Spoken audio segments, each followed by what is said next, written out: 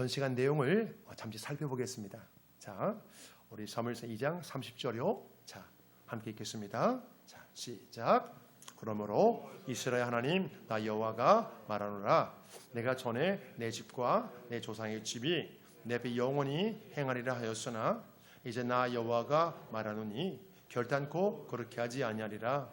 나를 존중히 여기는 자를 내가 존중히 하고 나를 멸시하는 자를 내가 경멸하리라. 자, 이 세상 모든 사람들에게 공통적으로 존재하는 욕구가 한 가지 있습니다. 바로 존중받고 싶은 마음이에요. 만일 사람 관계를 잘하고 싶다면 상대방의 마음속에 존중받고 싶은 욕구가 있다는 것을 놓치지 말아야 됩니다. 사람 관계를 좋게 하는 최고의 방법은요, 그 사람을 존중해 주는 것입니다. 자, 중요한 것은요, 사람뿐만 아니라 하나님도 존중받기를 원하신다는 것입니다. 사람 관계에서도 참고 참다가 결국 상처가 골마 터지듯이 지금 엘리 제사장이 하나님과 관계에서 심각한 문제가 발생했습니다. 이 엘리가 하나님을 존중하지 않고 멸시했다는 것입니다. 지금 이 상황은요, 엘리 제사장에게 하나님이 진노하시는 것입니다. 그 당시 엘리는 평범한 제사장이 아니라 대제사장이었습니다. 대제사장은요, 레위지파 중에서도 모세의 형인 아론 자손들만 가능했습니다. 모든 사람들이 부러워하는 특별한 집안이지요.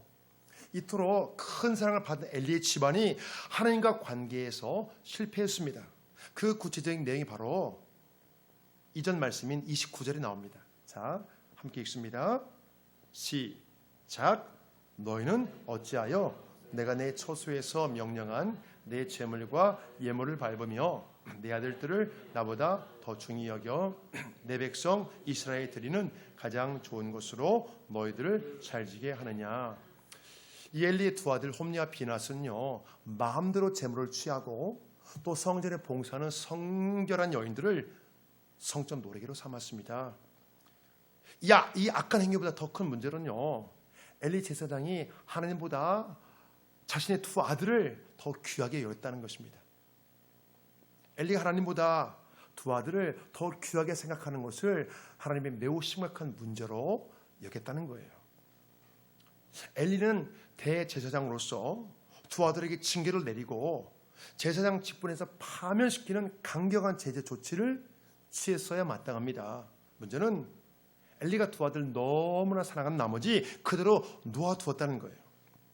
엘리의 이 모습에 대해 하나님이 매우 진노하시고 이 집안에 대해 무서운 심판을 내리시기로 결정하셨다는 것입니다.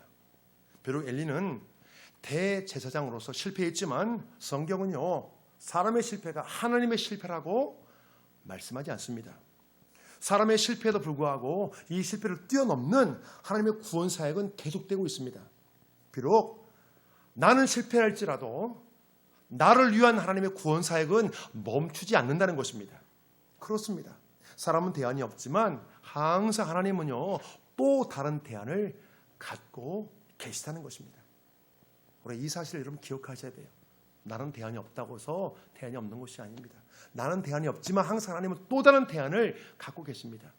오늘 성경 본문에서도요, 엘리 집안에 대한 심판을 말하기 이전부터 사무엘이 준비되고 있었습니다.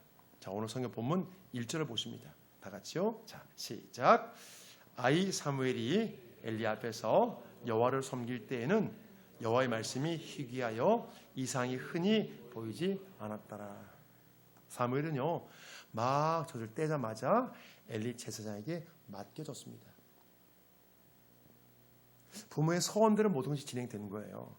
나신으로 태어나서 하나님께 바쳐지기까지 그 무엇도 선택할 수 없었습니다. 다른 형제들은 부모와 함께 잘 살고 있었지만 사무엘은 부모와 멀리 떨어져 다른 지역에서 살아야 했습니다. 문제는요, 이 모든 것이 내 의지와 관계없이 결정되었다는 것입니다.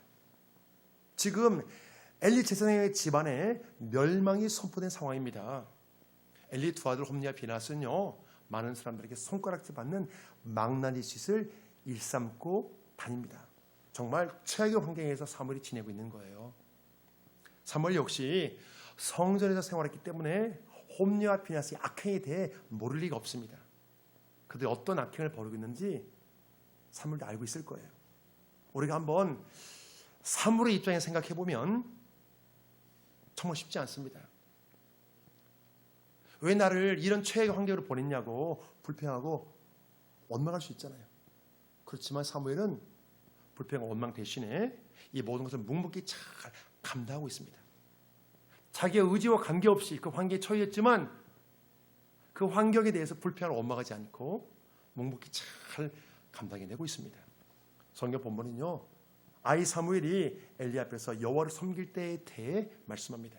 지금 사무엘이 최계 제사장인 엘리와 함께 지내고 있습니다. 사무엘의 모든 삶은요, 엘리 집안에 종속되어 있습니다. 그런데도 엘리 집안의 타락한 모습을 전혀 따르지 않습니다. 성경 본문의 내용을 전체적으로 우리가 보면요, 10절까지 전체를 보면 사무엘이 엘리 제사장을 얼마나 잘 섬기는지 알 수 있습니다. 깊은 밤중에 하나님의 사무엘을 부르시는 그 소리에 반응하는 것을 보니까, 사무엘의 반응을 보니까 정확히 알 수 있는 거예요. 성경 본문에서 사무엘의 나이는요 10대 초반 정도 되었습니다. 한 12살, 3살 그 정도 된 거예요. 이 나이 때는 한참 성장기이기 때문에 한번 잠들면 매우 깊은 잠에 빠집니다. 우리가 잘 때 큰다는 말이 있잖아요. 성장기 아이들 잠을 정말 많이 자요. 잘 때 크거든요. 네. 저도 하룻밤 잠 자고 나면 수염이 막 자라있어요. 새카맣게. 그래서 사람이 정말 잘 때 크는구나, 그걸 느껴요. 자, 매우 깊은 잠에 빠진 그 상황에서도 하나님의 부르신 소리가 사무엘의 엘리 제사장의 부르신 소리인지 알고 단숨에 엘리에게 달려갔다는 것입니다. 이 모습을 통해서 평소에 사무엘이 엘리에게 얼마나 순종했는지 잘 알 수 있습니다. 물론 이 순종은요, 본질적으로 엘리에 대한 반응을 넘어 하나님에 대한 반응이라고 그렇게 말할 수 있습니다. 사무엘의 모든 것은요, 엘리에게 종속되어 있지만 그의 마음 중심은 하나님의 통치를 받고 있었습니다. 외형적으로 볼 때는 엘리가 사무엘을 맡아 키우는 것처럼 보였지만 사실은 전적으로 하나님의 사무엘을 키워줬다는 것입니다. 엘리의 직책이 대제사장입니다. 대제사장의 역할은요, 백성들을 대표해서 하나님의 뜻을 구하는 사람이에요. 다시 말해서 백성들을 대표해서 직접 하나님의 계시를 받는 사람이에요. 굉장히 귀한 직책이에요. 하나님의 계시를 받아서 백성들에게 전하는 역할이잖아요. 문제는요, 이 엘리의 영적 상태가 더 이상 하나님의 계시를 받지 못한다는 것입니다. 더 이상 하나님의 계시를 받지 못하는 대제사장은 그 역할이 다 끝난 거예요. 역할을 감당할 수 없는 거예요. 그래서 이제 사무엘이 역사의 전면에 등장이 되는데요, 그 당시 상황에 대해 성경 본문은 이렇게 말씀합니다. 자, 오늘 본문 1절을 다시 한번 읽습니다. 자, 다 같이요. 시작. 아이 사무엘이 엘리 앞에서 여호와를 섬길 때에는 여호와의 말씀이 희귀하여 이상이 흔히 보이지 않았더라. 이 말씀에서 여호와의 말씀이 희귀했다는 것은요, 희귀했다는 것은 값비싼 보화를 찾기 힘들듯이 하나님의 말씀을 찾기가 힘들었다는 거예요. 말씀의 기근이라는 거예요. 말씀의 기근이. 그 이유는 사람들이 하나님의 말씀을 존중하지 않고 무시했기 때문입니다. 말씀을 주셔도 사람들이 실천하지 않기 때문에 하나님이 침묵하셨다는 거예요. 우리가 자녀들에게 아니면 또는 다른 사람에게 계속 말을 해요. 부부 관계에서 그럴 때 있죠. 계속 말해도 듣지는 않아. 어떻게 되죠? 그러면 아예 말을 하지를 않게 되죠. 이제는 네가 알아서 해. 아니면 이제는 당신이 알아서 해. 포기해버리죠. 말해도 듣지를 않으니까. 하나님께서 말씀을 주시지 않는 거예요. 심지어 엘리 제사장에게 경고하셨는데도 돌이키지 않습니다. 엘리가 하나님보다 두 아들을 더 사랑하고 귀하게 생각하는 것을 매우 심각한 문제를 보시고 경고의 말씀을 주셨는데도 별다른 제재 조치를 취하지 않습니다. 그냥 아들을 그대로 놓아두는 거예요. 그냥. 그때 사사였던 엘리 대제사장마저 말씀을 실천하지 않는다면 과연 그 누가 말씀을 실천하겠습니까? 그러다 보니 더 이상 하나님이 말씀하시지 않습니다. 주의 말씀을 사람들이 수용하지 않기 때문이에요. 사사시대 말기에 모든 백성들이 그만큼 부패하고 타락했다는 것입니다. 자, 영적으로 무능한 엘리를 두루하고 이제 사무엘이 역사의 전면에 등장하는 이 문제에 대해 성경 본문은 이렇게 암시해 줍니다. 자, 오늘 보면 2, 3절이요. 자, 시작. 엘리의 눈이 점점 어두워 가서 잘 보지 못하는 그때에 그가 자기 처소에 누웠고 하나님의 등불은 아직 꺼지지 아니하였으며 사무엘은 하나님의 궤에 있는 여호와의 전 안에 누웠더니, 자, 이 말씀에서 엘리의 눈이 점점 어두워 간다는 것은요, 그 영적인 능력이 점점 사라지고 있다는 걸 표현하고 있습니다. 아울러서 이스라엘의 민족의 영적인 상황을 말하고 있는 거예요. 점점 어두워지고 굉장히 암흑기예요. 네, 그걸 동시에 말하고 있습니다. 대제사장 상태가 그러니까 그렇잖아요. 백성들 말할 것이 없죠. 그래서 이제 단순히 육체적인 노쇠뿐만 아니라 점점 약해져가는 엘리의 영적 상태를 말해주고 있습니다. 사람의 이 몸은 세월이 흘러감에 따라 늙게 되고 그 기능이 약해질 수밖에 없잖아요. 그렇지만 우리의 신앙은 쇠퇴하지 말아야 되죠. 여러분, 근데 참 쉽지가 않습니다. 몸이 약해지고 노쇠해지면 여러분 신앙이 쇠퇴하지 않기가 쉽지 않아요. 우리가 비록 겉사람은 낡아지나 속사람은 날로 새로워져야 된다는 것입니다. 그래서 마음을 먹어야 돼요. 내가 겉사람은 낡아지나 속사람은 내가 새로워지겠다고 여러분 마음을 먹어야 그걸 지킬 수 있거든요. 저희 어머니도요, 젊은 시절에는 굉장히 성경을 많이 보셨어요. 제 기억에 한 70 중반까지는 많이 보신 것 같아요. 한 10년 전에는. 네. 제가 기억하는 어머니 모습은 매일 성경 보는 모습이었어요. 매일 밤마다 성경 보셨거든요. 근데 연세가 더하시니까 여러분 쉽지 않더라고요. 허리도 아프고요. 앉은 자체가 힘들어요. 눈도 아프고요. 네, 그렇더라고요. 그래서 참 그렇게 성경을 많이 보신 분도 연세가 점점 들어가시니까 여러분 참 쉽지 않더라고요. 그래서 우리가 한 살 한 살 더 먹을수록 마음을 먹어야 돼요. 네, 내 몸이 점점 노쇠진다 마음을 먹으면 정말로 더 마음을 먹고 내 신앙을 잘 지키지 않으면 여러분 이게 퇴보할 수밖에 없더라고요. 이게요. 자, 그렇지만 이제 우리가 퇴보하지 말아야 되죠, 신앙이. 그렇지만 엘리는 몸이 늙게 되자 신앙도 함께 퇴보해 버렸습니다. 그가 사사고 대제사장이었지만 더 이상 백성들에게 하나님의 계시를 전할 수 없는 거예요. 하나님의 말씀을 전할 수 없는 거예요. 이 시대가 너무나 암울한 상황이었지만 하나님의 등불은 아직 꺼지지 않았다고 말씀합니다. 바람 앞에 등불과 같은 위태한 이스라엘 상황이지만 아직 희망이 남아있다는 거예요. 이 백성들 하나님이 아직 포기하시지 않았기 때문입니다. 성경을 보면 우리 성경 전체를 보잖아요. 그러면 절망의 시대에도 하나님은 당신이 세우시는 그 사람을 통해 계시의 말씀을 주시고 그 시대를 이끌어 가시는 것을 알 수 있습니다. 하나님이 사람을 세우시고 말씀을 주시고 그 시대를 이끌어 가십니다. 예, 그래서 우리가 말씀이 임하는 사람이요 영적인 리더가 되는 거예요. 예, 우리 가정에서도 말씀이 임하는 자가 그 가정의 영적인 리더가 되는 거예요. 예, 목회자도 그렇잖아요.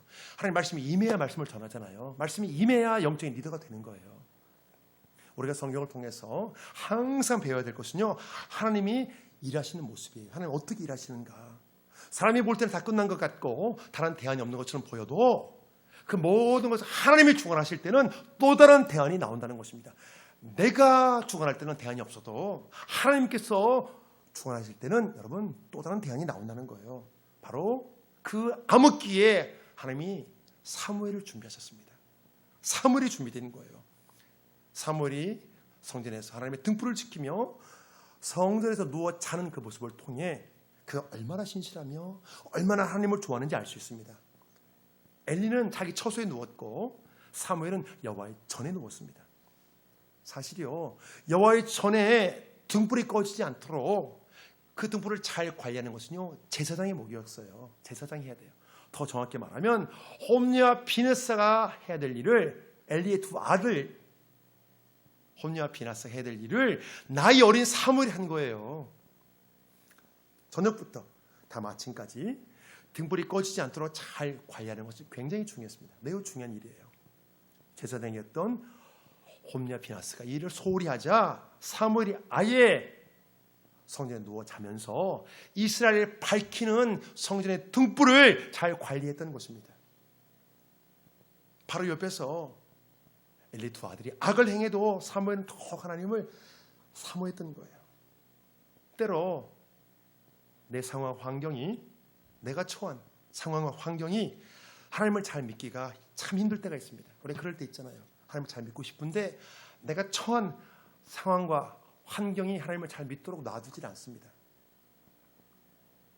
물론 이 말이 맞을 수도 있지만요, 그 상황에서도 나 한 사람이 말씀에 온전히 순종하고 말씀을 그대로 삼고 적용해서 살면요, 결국 내 주변에 많은 사람들이 나로 인해 하나님의 복을 받게 되고 내가 축복의 통로로 쓰임받게 된다는 것입니다.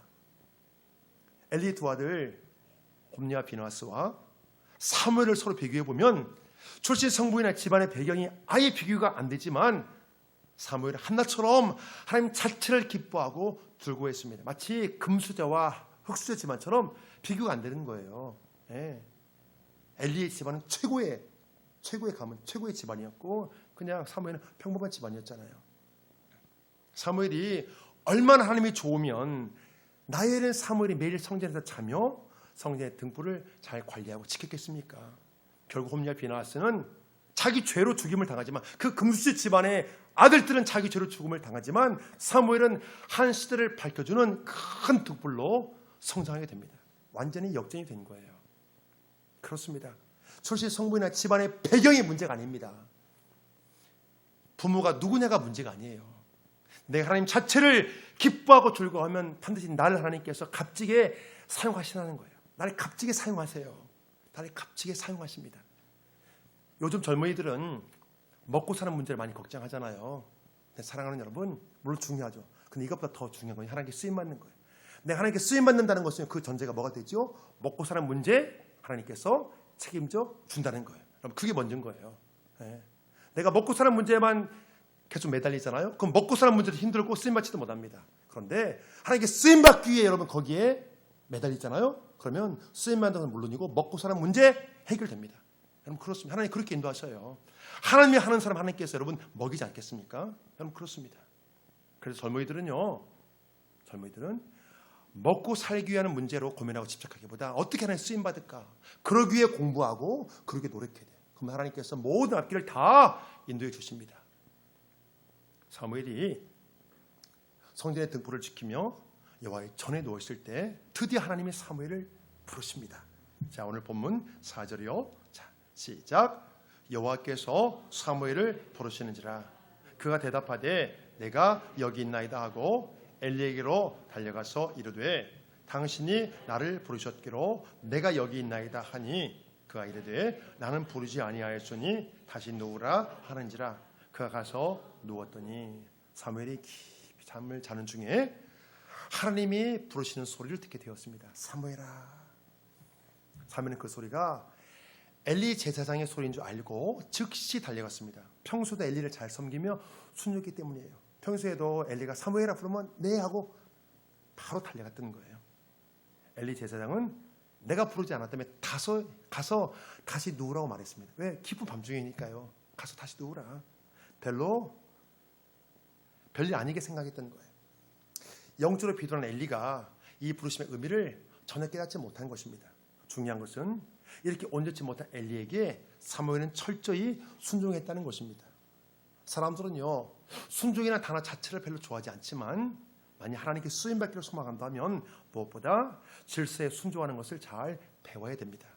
질서 훈련을 잘 통과해야 그 사람을 마음껏 사용하실 수 있기 때문이에요. 우리가 애완견을 켜도 그 애완견이 잘 순종해야 우리가 키울 수 있잖아요. 마음대로 주인 막 물고 마음대로 이렇게 아무데나 막 이렇게 볼일 보고 하면 못 키우잖아요. 예. 질서에 잘 순종해야 우리가 그 애완견을 잘 키울 수 있잖아요. 마찬가지. 우리 질서에 잘 순종해야 하나님이 나를 마음껏 사용하실 수 있다는 것입니다. 비록 엘리 제사장이 온전치 못했지만 사무엘은 그 밑에서 온전히 순종하는 법을 배웠습니다. 전혀 신뢰할 수 없는 엘리 제사장이지만 하나님은 바로 그곳에서 사무엘을 만들어 가셨습니다. 참 이해가 안 되잖아요. 네. 온전치 못한 엘리 제사장인데 하나님은 바로 그곳에서 그 시대 최고의 위대한 선지자 사무엘 하나님께서 키워가신 거예요. 자, 엘리 밑에서 사무엘을 하나님께 성장시켜 나가실 때 뻥 뚫린 기계에 돌려서 단숨에 하나님께 사무엘을 성장시킨 것이 아니라 뻥하고 만드신 것이 아니라 사람과의 관계 속에서 차근차근 만들어 가셨다는 것입니다. 관계 속에서 엘리야와 관계 속에서 그 결과 사무엘은 공동체 속에서 인정받는 사람이 되었습니다. 모두가 사무엘을 인정하는 그 상황에 대해 성경은 이렇게 말씀합니다. 자, 우리 다음 시간에 살펴볼 건데요. 19절 말씀 함께 읽습니다. 시작. 사무엘이 자라매 여호와께서 그와 함께 계셔서 그의 말이 하나도 땅에 떨어지지 않게 하시니. 이 말씀의 의미는요, 모든 사람들이 사무엘 말을 존중하고 사무엘을 인정했다는 것입니다. 그렇습니다. 우리 하나님 일을 감당하기 위해 소명을 받은 사람들이 있거든요. 내 하나님께 이렇게 일을 하고 싶다, 이렇게 봉사하고 싶다. 그런 사람들은요, 먼저 내가 속한 공동체에서 인정받고 검증받아야 됩니다. 작게는 내 가정에서부터 인정받아야 돼요. 우리가 디모데 전서를 보면 초대교회 당시에 집사를 세울 때는요, 자기 집을 잘 다스리며, 그런 말씀이 있거든요. 자기 집안을 잘 다스려야 돼요. 그러니까 쉽게 말해서 집안에서부터 인정을 받아야 돼요. 네. 그런 규정이 있었습니다. 그래서 하나님의 일을 하는 사람은요, 내가 속한 공동체에서부터 인정받고 검증받아야 됩니다. 작게는 내 가정에서부터, 또 교회에서부터, 내 직장에서부터 인정받아야 됩니다. 사무엘이 오늘 갑자기 이스라엘 역사 전면에 튀어나온 것이 아닙니다. 소명을 위해 다듬어지고 만들어지는 과정이 있었다는 것입니다. 비록 내 의지와 관계없이 엘리 제사장과 함께 생활하게 되었지만 사무엘은 온전치 못한 엘리 밑에서 위대한 선지자로 준비되어졌던 것입니다. 순종을 통해서 그렇게 만들어진 거예요. 한 가지 생각해 볼 것은요, 엘리 제사장을 하나님 부르시지 않고 사무엘을 부르셨다는 거예요. 뭔가 말씀할 것이 있는데 사무엘을 부르신 것입니다. 자, 예를 들어 볼게요. 지금 총회장 목사님, 교단의 총회장했던, 한때 그 교단의 가장 대표였던 총회장 목사님이 계세요. 그 목사님 계신데 그 교회에, 큰 교회에 어린 아이부터 와가지고 이제 성장한 아이가 있어요. 그 아이가 12살, 13살 됐어요. 10대 초반이에요. 그 아이가 교회에서 이제 먹고 자고 하며 이제 교회를 잘 관리합니다. 근데 하나님께서 오늘 나타나셔서 그 총회장 목사님께 말씀하지 않고 그 어린 아이에게 하나님 특별한 계시를 주시는 그런 상황인 거예요. 그 공동체의 영적 리더십이 바뀌는 거예요. 지금 그런 상황인 거예요. 예를 들자면 굳이 제가 여러분 한번 그 상황을 상상해 보세요. 엄청난 사건이잖아요. 그 이유는요, 엘리 제사장이 하나님을 존중하지 않기 때문입니다.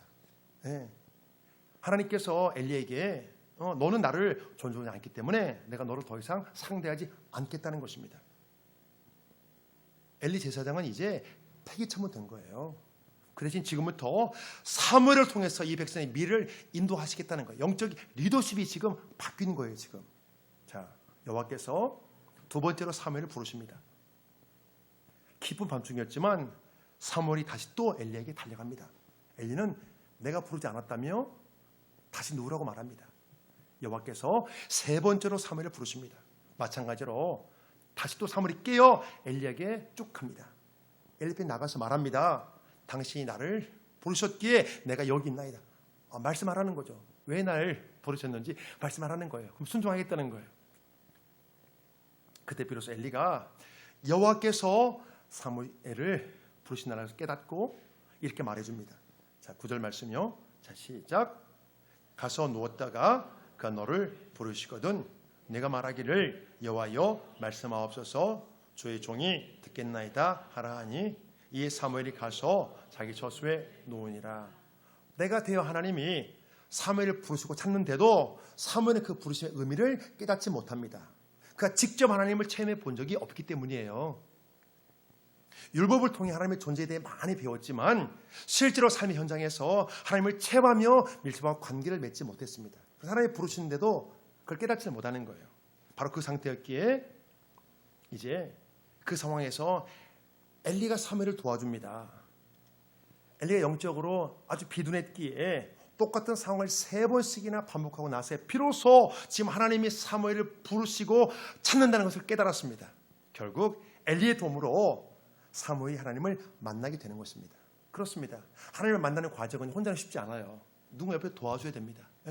비록 비둔한 제사장이었지만 엘리의 도움을 받아 사무엘이 하나님을 만나게 되는 것입니다. 그래서 이제 다시 또 하나님이 사무엘 부르시자 엘리에게 배운 대로 사무엘이 그대로 반응합니다. 자, 그 상황을 말씀을 통해 보십니다. 자, 10절 말씀. 자, 시작. 여호와께서 임하여 서서 전과 같이 사무엘아 사무엘아 부르시는지라. 사무엘이 이르되 말씀하옵소서 주의 종이 듣겠나이다 하니. 지금 하나님의 사무엘을 부르신 것은요, 뭔가 특별한 계시를 주시기 위해 부르신 것입니다. 이 부르심은요, 평범한 부르심이 아니라 특별한 뜻이 담긴 간절한 부르심이에요. 간절한 부르심. 성경 보면 전체를 보면 이 부르심이 무려 4번이나 계속되어집니다. 사무엘아, 사무엘아. 예. 어쩌면 하나님은요, 4번이 아니라 10번도 부르셨을 거예요. 계속. 예. 이 부르심의 의미를 사무엘이 깨닫고 하나님 앞에 설 때까지 이 부르심이 계속 되었다는 거예요. 성경에는 4번이지만 사무엘이 하나님 앞에 설 때까지 계속 부르시는 거예요. 이 말씀에서 여호와께서 임하여 서서, 이 말씀은요, 하나님께서 사람의 모습으로 오셨다는 거예요. 하나님께서 이 땅에 오셔서 말씀을 전할 때는 사람의 모습으로 오시거든요. 그래야 우리가 알고 이해할 수 있기 때문에, 하나님은 형체가 없으시지만 이 땅에 오셔서 하나님 말씀하실 때는 사람의 모습으로 오십니다. 그래서 하나님께 사람의 모습으로 오셔서, 볼 수 있도록 오셔서 말씀해 주셨다는 거예요. 지금 하나님께서 사무엘과 밀접한 관계를 맺고 특별한 계시의 말씀을 주시려 합니다. 자, 때로 절박한 상황에서 우리가 하나님의 음성을 구할 때가 있습니다. 하나님 말씀해 주세요. 하나님 말씀해 주세요. 애가 타죠. 너무 간절하죠. 그런데요, 그와 반대로 지금 이 상황은 하나님이 간절하시는 거예요. 하나님께서 간절하세요. 사랑하는 여러분, 하나님이 우리를 부르시고 찾을 때는 하나님의 여러분 얼마나 간절한지 모릅니다. 내가 하나님을 찾는 것처럼 아니면 그보다 더 하나님 여러분 간절하다는 거예요. 그럼 그 사실을 여러분 기억하시길 바랍니다. 내가 느끼지 못할 뿐 여러분, 하나님이 얼마나 간절하게 우리를 찾고 여러분 부르시는지 아세요? 그 사실을? 절박한 상황에서 하나님의 음성을 구하는, 하나님의 도우심을 구하는 그 사람만 간절한 것이 아니라 나를 부르시고 찾는 하나님도 여러분 간절하다는 거예요. 여러분, 하나님의 간절함, 하나님의 그 애타는 그 뜨거운 마음, 여러분 얼마나 간절하면 하나님이 사람으로 오셔서 여러분 십자가에 매달려 죽으셨겠어요. 얼마나 간절하면. 우리가 엄마 아빠는 아세요.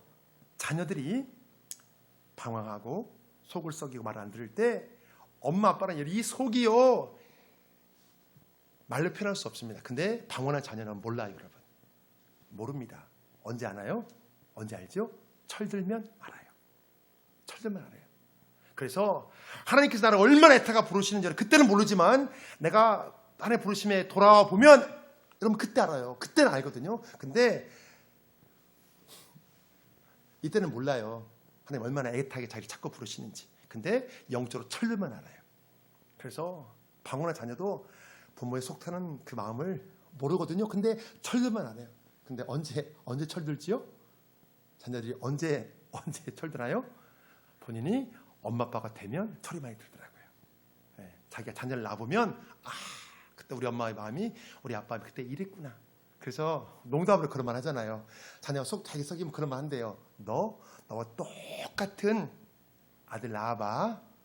너와 똑같은 딸 낳아봐. 이렇게 농담으로 말씀하는 엄마 아빠들이 있대. 왜? 한번 내 속을 알아보라고. 똑같은 너도 낳아보면 알아볼 거라고. 그때는 아는 거야. 우리 엄마 아빠 나를 이렇게 키웠구나. 이렇게 속이 앓고 상했었구나. 우리가 철들어서 돌아와 보면 하나님이 얼마나 나를 찾고 애타게 부르는지 여러분 그걸 알게 된다니까. 근데 그때는 몰라요. 그때는 잘 몰라요.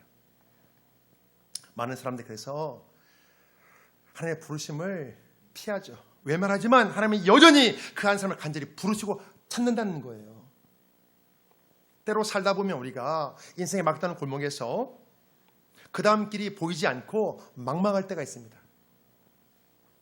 막다른 골목에서 빠져나갈 수 있는 다른 길이 보이지 않을 때가 있다는 거예요. 여러분 그런 경험 있으시죠? 앞으로 나갈 수도 없고 뒤로 후퇴할 수도 없고, 앞으로 갈 수도 없고 뒤로 갈 수도 없고 막다른 골목. 그 상태가 되면 간혹 어떤 사람들은요 아예 삶을 포기하고 싶은 시험이 들기도 합니다. 답이 없으니까 그냥 끝내버리고 싶은 거예요. 그런 유혹을 받거든요. 우리가 물론 사람이 볼 때는 막다른 골목에 처한 것이 맞아요. 길이 없어요. 맞아요. 그 말이. 앞으로 갈 수도 없고 뒤로 갈 수도 없고 막다른 골목에 처한 것이 맞지만 그 상황에서 하나님은 또 다른 대안을 갖고 계시다는 것입니다. 사랑하는 여러분, 홍해 앞에 섰을 때 홍해가 갈라질까 백성은 어떻게 알았겠어요, 여러분? 그렇잖아요. 끝났다 생각했잖아요. 모세를 원망했잖아요. 그 하나님께서 하지만 홍해를 갈랐잖아요. 통과하셨잖아요, 여러분. 오랜 대안이 없죠. 하나님은 다른 대안을 갖고 계시다니까요. 우리가 험난한 인생길에서 결코 잊지 말아야 될 것이 있습니다. 다른 대안이 없는 것 같은 막대한 고민에 처했을 때 바로 그때 나를 찾는 하나님의 부르심이 여러분 있다는 거예요. 하나님 나를 간절히 여러분 찾고 계시다는 거예요. 사람들은요, 자신이 원하는 그 문제만 풀리길 소망하잖아요. 하나님 이 문제 풀어주세요. 나 좀 도와주세요. 이렇게 인도해 주세요. 내 경제적 문제 해결해 주세요. 내 질병 치료해 주세요. 하나님 내 자녀 문제 해결해 주세요. 그렇게 하나님 찾지만 하나님은요, 그 문제를 통해서 내 인생 전체를 풀어주시길 원하신다는 것입니다. 여러분 이 사실을 기억하시기 바랍니다. 여러분 그 문제를 통해 하나님 내 인생 전체를 여러분 풀어주길 원하신다니까요. 하나님은 여러분 그래서 그때 여러분 구원의 하나님을 만나셔야 돼요. 내 인생 전체를 인도하시는 여러분 그 하나님을 만나셔야 돼요. 그 작은 부분에만 묶여 안 됩니다. 내 인생 전체를 하나님은 여러분 인도하시길 원하십니다. 그 문제를 딱 걸어서 내 인생 전체를 하나님 끌고 가시길 여러분 하나님 그걸 원하신다니까요. 아버지의 마음이죠. 새벽 돈뜨기 직전 가장 어두울 때 사무엘을 부르셨던 하나님은 내 인생에서 가장 어두운 그 순간, 가장 힘든 그 순간 나를 부르시고 찾는다는 사실입니다. 여러분 하나님 그때 찾아오세요. 언제요? 가장 어두울 때. 하나님 항상 이스라엘 역사 가장 어두울 때 하나님께서는요 찾아오셔서 여러분 하나님 말씀해 주셨거든요. 그 백성 인도해 주셨거든요. 여러분 내 가장 어두울 때, 가장 힘들 때 하나님 그때 나를 찾아오시고 하나님께서 여러분 나를 부르십니다. 바로 그때 우리가 취할 수 있는 최선의 태도가 뭘까요? 어떻게 될까요? 어떻게 될까요? 바로 이거예요. 주여 말씀하옵소서 주의 종이 듣겠나이다. 이 태도입니다. 여러분 이 세상의 왕이신 하나님이 내 인생의 주인이 되어주시려면 여러분 내가 먼저 스스로 종의 자리로 내려가야 됩니다. 근데 우리는 이게 안 되는 거예요. 내가 주인 자리 되어서 하나님 이거 도와주세요. 이거 도와주세요. 내가 주인 자리 있으면서 하나님께 도와달라면 하나님을 종처럼 부리려 합니다. 그러니까 안 되는 거예요. 내가 종의 자리에 가서 하나님 이 세상의 왕이십니다. 하나님은 주인이십니다. 하나님 나를 인도해 주십시오. 그럼 하나님께서 인도해 주시거든요. 이게 안 되는 거예요. 우리가 내가 종의 자리로 먼저 내려가서 오직 하나님만 바라볼 때 나의 소망이시고 나의 구원이신 하나님이 내 갈 길을 인도해 주시는 거예요. 여러분 다윗의 시편은 그 상황에 대해 이렇게 말씀합니다. 자, 시편 62편 5절 말씀이요. 자, 시작. 나의 영혼아 잠잠히 하나님만 바라라. 물론 나의 소망이 그로부터 나오는도다. 오직 그만이 나의 반석이시오 나의 구원이시오 나의 요새이시니 내가 흔들리지 아니하리로다. 다윗이 생명이 위험한 그 고난의 가운데 만들어진 거예요. 다윗의 시편은 많은 경우에 생명이 위험한 그 상황을 배경으로 만들어졌거든요. 이 시편도 마찬가지. 이 62편도 다윗의 생명이 위험한 그 상황이에요. 이 말씀에서 잠잠히 하나님을 바란다는 것은요, 인간적인 모든 욕심 내려놓고 내 뜻 내려놓고 내 욕심과 내 뜻 내려놓고 오직 하나님만 전적으로 의지한다는 것입니다. 우리가 하나님만 의지하는데 여러분 가장 방해가 되는 것이 내 욕심이잖아요. 내 뜻이잖아요. 그럼 내려놓고 하나님만 전적으로 의지한다는 거예요. 주여 말씀하옵소서 주의 종이 듣겠나이다. 이런 마음이죠. 다윗은 생명의 위험을 느끼는 그 위험한 상황, 그 엄청난 고난 속에서 내 인생의 모든 초점을 오직 하나님께 맞추기로 결단했습니다. 이제 모든 결과적으로 보면 그 고난의 시기는 다윗에게 큰 축복이었습니다. 그 고난의 시기를 통해 그 인생의 목적과 방향이 완전히 재정비되었기 때문입니다. 우리가 고난의 시기가 아니면 하나님 바라보지 않거든요. 내 뜻과 내 욕심 내놓지 않습니다. 내 방법도 살려고 해요. 근데 고난의 시기 때 안 되잖아요. 안 되니까 그때 비로소 하나님을 바라보고 하나님 도와달라고 합니다. 그럼 그때 필요한 것은요, 여러분 우리가 종의 자리로 가는 거예요. 이 세상의 왕이신 하나님 인정하는 거예요. 하나님 이 세상의 왕이십니다. 역사의 주관자이십니다. 내 인생의 주인이십니다. 하나님 나를 인도해 주시옵소서. 여러분 이렇게 도움을 우리가 구하는 거예요. 사랑하는 여러분, 우리가 성경을 통해서 꼭 배워야 될 것 중에 한 가지는요, 이 세상 역사를 주관해서 하나님은 내 개인의 인생사도 주관하신다는 사실입니다. 여러분 이것을 우리가 믿으셔야 돼요.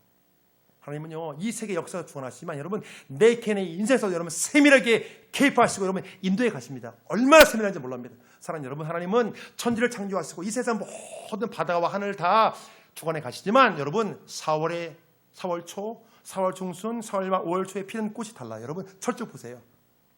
색깔에 따라 여러분 꽃이 피는 게 여러분 다르다니까요. 하나님이 세밀하게 인도하시는 거예요. 하나님께서 명령하시는 거예요. 너 이거 지금 펴. 너 이거 지금 펴. 여러분 철쭉꽃 봐보세요. 순서가 있다니까요. 날씨에 따라 피는 순서가 달라요. 하나님께서 세밀하게 여러분 주관하시는 거예요. 마찬가지로 하나님께서 여러분 우리 개인의 인생사도 여러분 세밀하게 축원해 가십니다. 우리가 때로 인생의 막다른 골목에서 한숨 쉬며 고민하는 바로 그때에 다른 한편에서 이 세상의 왕이신 하나님이, 나의 주인 되시는 하나님이 나를 애타게 부르시고 찾는다는 사실입니다. 우리 이 사실을 잘 기억하시고, 때로 인생의 막다른 골목에 처했을 때 내 인생 전체를 풀어주시길 원하시는 그 하나님을 꼭 만나시고 갈 길에 인도 맡기를 주의 이름으로 축복합니다. 아멘.